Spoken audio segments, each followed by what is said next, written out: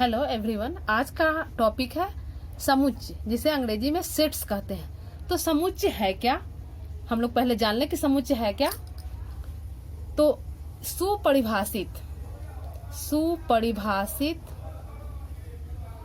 वस्तुओं के संग्रह को समुच्चय कहते हैं। अब प्रश्न उठता है कि आखिर सुपरिभाषित वस्तु कहेंगे किसे। तो अगर कहा जाए कि कक्षा 11th में तेज विद्यार्थियों का समुच्चय, अगर ये कहा जाए लाइन कि कक्षा 11th में तेज विद्यार्थियों का समुच्चय,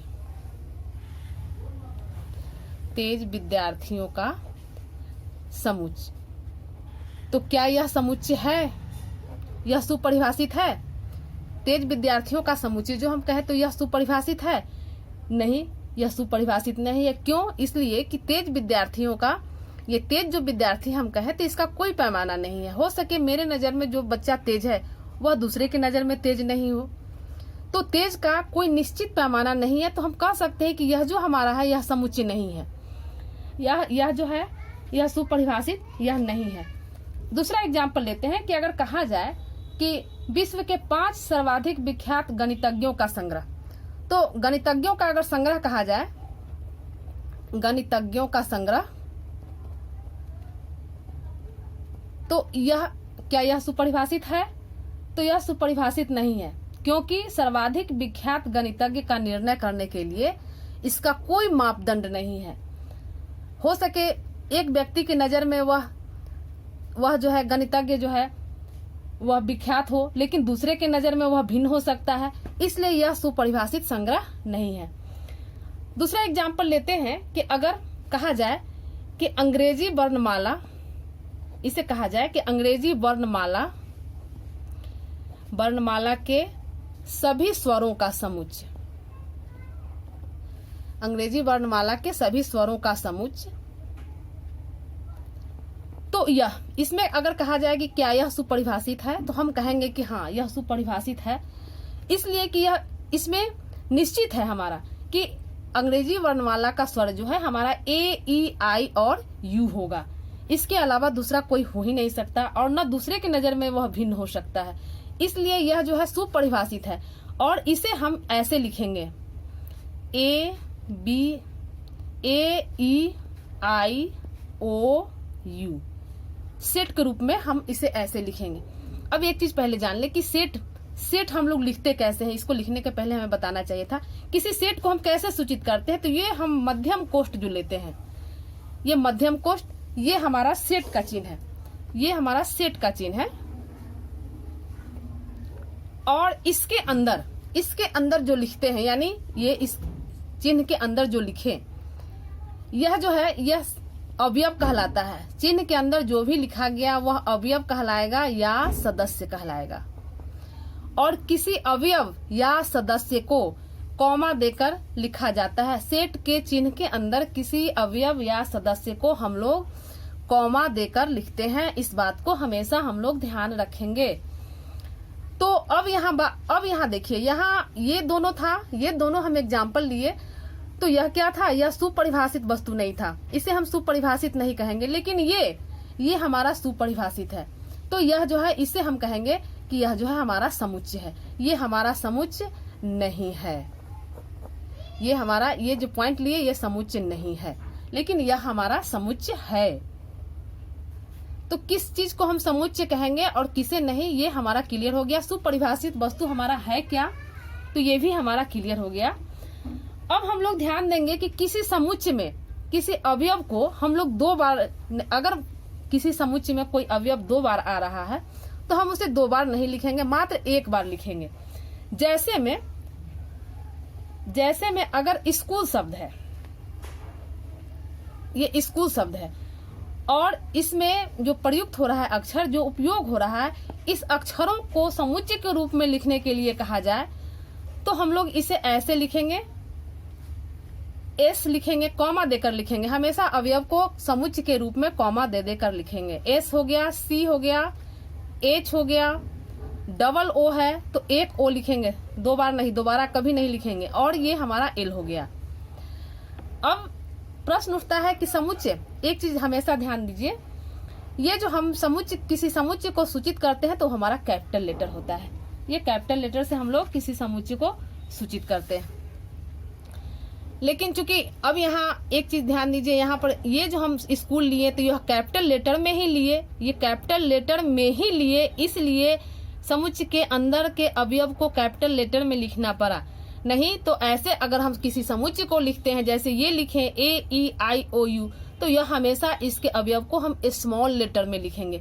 लेकिन जब क्वेश्चन इस तरह से कैपिटल लेटर में हो और कहा जाए कि इसे समुच्चय के रूप में लिखें, तब हम इस स्थिति में हम यहाँ पर कैपिटल लेटर में इसे हम लिखेंगे। अब आगे जान लें कि अगर मान लेते हैं कोई सेट है, कोई सेट B, हम कैपिटल लेटर में ही किसी सेट को लेते हैं। मान लेते हैं कि ये हमारा है 1 2 3 4 5। तो अब इसमें एक चिन्ह का उपयोग करेंगे, उस चिन्ह के बारे में बता रहे हैं। जैसे एक चिन्ह है ये, इसको हम लोग पढ़ते हैं, इसको ऐसे लिखे साफ से, ये हमारा चिन्ह है, इसको हम लोग पढ़ते हैं बिलोंग्स टू या एप्सिलॉन, इसको बिलोंग्स टू पढ़ते हैं या एप्सिलॉन। हिंदी में कहते हैं सदस्य है या अवयव है। यानी अब पढ़ने के क्रम में, चूंकि यह सदस्य नहीं है, इसका अर्थ होता है निहित है या उसमें है, लेकिन पढ़ने के क्रम में सदस्य है या अवयव है करके पढ़ेंगे। जैसे एग्जाम्पल में यहाँ बता रहे हैं, जैसे अगर 1, तो यहाँ पर हम लिखेंगे 1 बिलोंग्स टू ए बी, यानी एक जो है सदस्य है बी का, यानी एक जो है बी में है। अर्थ तात्पर्य यही हुआ कि एक जो है बी में है। इसी तरह कहेंगे 2 belongs to B, 3 belongs to B, 4 belongs to B, 5 belongs to B. यानी ये एक जो है हमारा मेंबर है बी का, 2 मेंबर है बी का, 3 सदस्य है, सदस्य कहें या मेंबर कहें या अवयव कहें।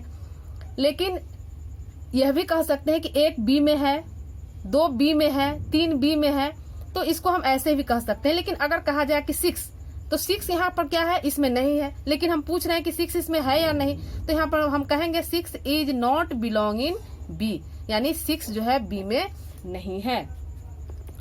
तो ये हमारा हुआ कि कैसे हम किसी अवयव को कैसे सूचित करेंगे कि वह हमारा इस सेट में है या नहीं है।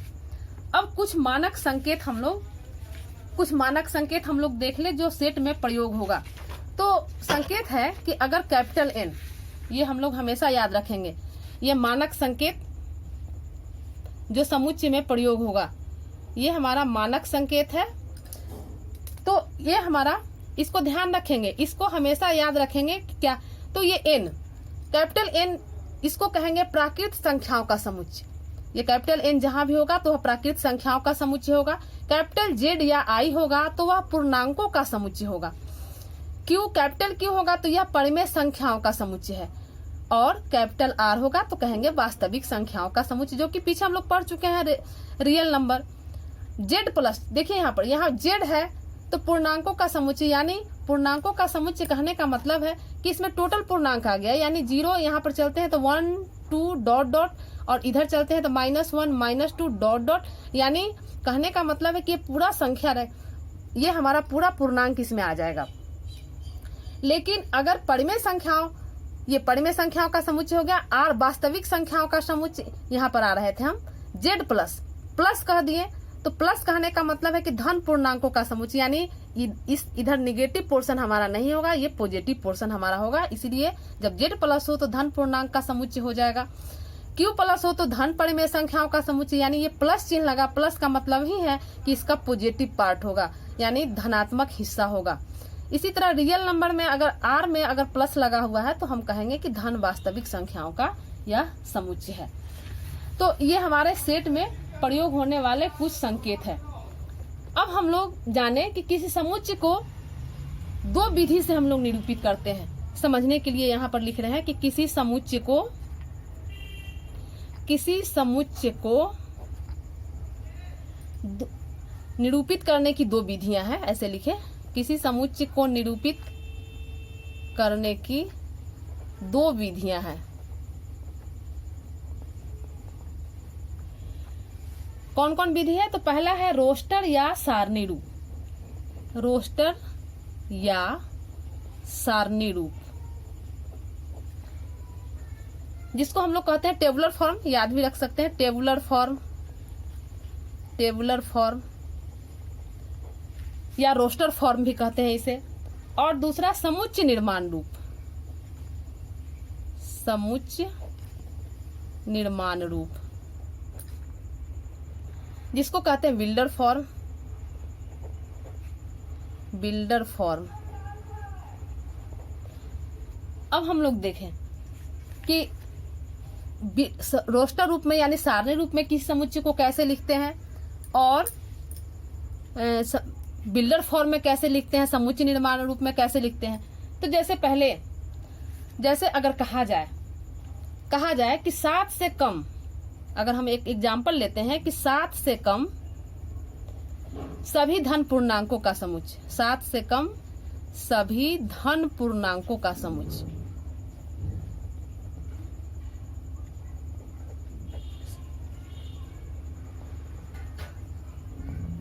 सात से कम सभी धन पूर्णांकों का समुच्चय, तो इसे समुच्चय के रूप में लिखेंगे a बराबर 7 से कम है तो लिखेंगे 1 2 3 4 5 6। तो ये जो हम लिखे तो ये हमारा सारणी रूप हो गया, सारणी रूप हो गया। और इसी को अगर हम लिखें कि a बराबर x सच दैट, ये इस रूप में हमेशा हम लिखें, इस रूप में लिखेंगे, ये हमारा सच दैट हो गया। तो x है क्या? तो x जो है, x एक धन पूर्णांक है, x एक धन पूर्णांक है। और यहां पर हम लिख देंगे x लेस देन 7। तो इस रूप में जो लिखे, ये जो लिखे, ये हमारा हो गया सारणी रूप। ये ध्यान रखेंगे, ये हमारा सारणी रूप हो गया और ये हो गया समुच्चय निर्माण रूप। अगर दूसरा एग्जाम्पल लेते हैं कि अगर कहा जाए, ये दूसरा एग्जाम्पल लेते हैं कि 5 से छोटी प्राकृत संख्याओं का समुच्चय, 5 से छोटी प्राकृत संख्याओं का समुच्चय। तो इसे समुच्चय, इसे कैसे लिखेंगे? तो इसे सारणी रूप में, इसी चीज को सारणी रूप में कैसे लिखेंगे? तो ये 5 से छोटी प्राकृत संख्या हमारा हो जाएगा 1 2 3 4। और इसे फिर समुच्चय निर्माण के रूप में इसे कैसे लिखेंगे? तो ये हम ऐसे लिख सकते हैं इसको, x सच दैट x क्या है? तो x जो है 5 से छोटी प्राकृत संख्या है, 5 से छोटी प्राकृत संख्या है। इसे ऐसे लिखे या ऐसे भी लिख सकते हैं कि x, ऐसे भी लिख सकते हैं इसको कि x such that x belong in n, जो ऊपर मानक संकेत बता है, यानी x जो है हमारा प्राकृत संख्या है, लेकिन यह जो है x लेस देन 5। यानी ये दोनों एक ही चीज है, दोनों में कहने का तात्पर्य एक ही है कि x जो है 5 से छोटी प्राकृत संख्या है। तो हम इसको इस फॉर्म में भी लिख सकते हैं बिल्डर रूप में कि x such that x belong in n, और यहाँ पर कह सकते हैं और x लेस देन 5, यानी x जो है n में बिलोंग करता है, यानी x प्राकृत संख्या है और x जो है 5 से छोटा है। तो ये हमारा कैसे रोस्टर रूप में लिखते हैं और कैसे हम क्या कहते हैं समुच्चय निर्माण रूप में लिखते हैं, हमने देखा। तो यही हमारा समुच्चय कैसे हम निरूपित करते हैं किसी समुच्चय को, समुच्चय कैसे लिखते हैं, समुच्चय को 2 विधि से व्यक्त करते हैं, वह हम लोग जाने। तो यही हमारा समुच्चय निर्माण रूप और सारणी रूप हुआ। कैसे, मतलब समुच्चय निर्माण रूप में थोड़ा सा ध्यान देने की जरूरत है कि समुच्चय निर्माण रूप कैसे लिखते हैं। तो इसमें क्या है कि समुच्चय इसमें समुच्चय के सदस्यों के बारे में एक साधारण गुण हम लोग देखते हैं जिससे प्रत्येक अवयव संतुष्ट हो। जैसे 5 से छोटी का है यहाँ पर, तो 5 से छोटा यहाँ नहीं, यहाँ 5 से छोटा 4 भी है, 3 भी है, 2 भी है, 1 भी है। तो ये सारा अवयव संतुष्ट हो उसे बताकर हम लोग जो है व्यक्त करते हैं समुच्चय निर्माण रूप में। जैसे समुच्चय निर्माण रूप का एक और अगर एग्जाम्पल लेते हैं कि अगर ये दिया हुआ है, जैसे मान लेते हैं कि एक दिया हुआ है यहाँ पर कोई सेट दिया हुआ है और ये दिया हुआ है, कह रहा है कि ये समुच्चय है हमारा 1 2 3 6 9 18।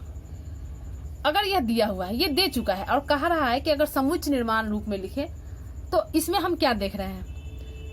अब एक गुण इसमें से हमको ढूंढना है कि वह गुण जो सभी मेंबर को, सभी सदस्य को संतुष्ट करे। तो इसमें हम देख रहे हैं कि x तो एक धन पूर्णांक है, ये धन पूर्णांक है, लेकिन यह कंटिन्यू नहीं है, लगातार नहीं है।